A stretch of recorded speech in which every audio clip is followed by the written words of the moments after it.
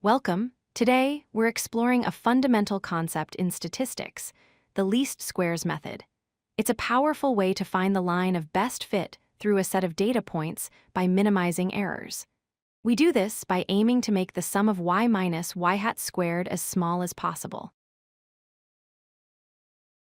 Often in data analysis, we look for relationships.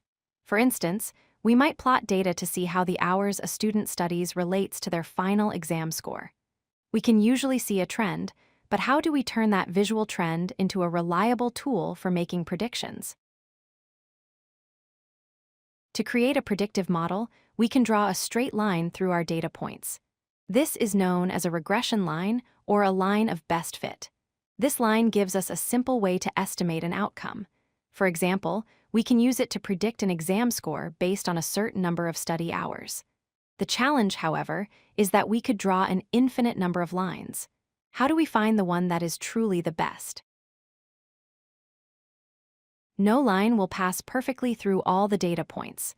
The gap between an actual data point, which we call y, and the predicted value on our line, which we call y hat, is the prediction error. In statistics, this specific error is called a residual. It's simply the vertical distance from the observed data point to the line. Common sense tells us that a line that fits our data well will have small errors or small residuals. A line that is a poor fit will have large residuals. Therefore, our main goal is to find the one line where the total combined error across all data points is as small as it can possibly be.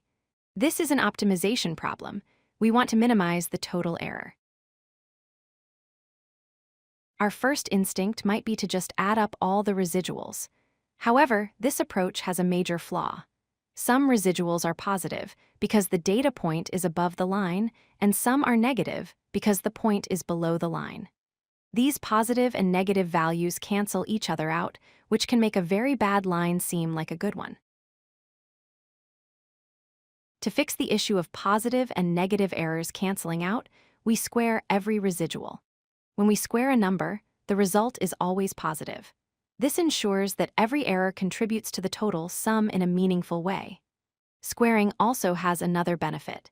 It penalizes larger errors much more significantly than smaller ones, forcing our line to pay more attention to outliers. This brings us to the formal expression of our goal. We want to minimize the sum of y minus y hat squared. The sigma symbol means we sum this up for every single data point. Y is the actual value we observed, and y hat is the value our line predicted. The entire method is named for this goal. We are finding the line with the least possible sum of squares.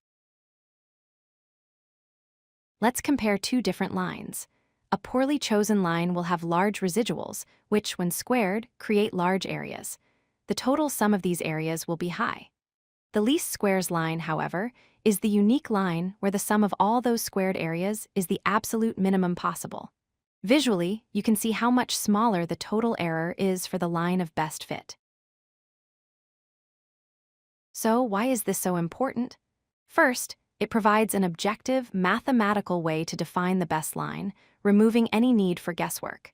Second, this very method is the engine that drives linear regression, a foundational tool used everywhere from economics to machine learning. It gives us a robust way to model relationships and make quantitative predictions based on data. If you like this video, hit that like button and don't forget to subscribe.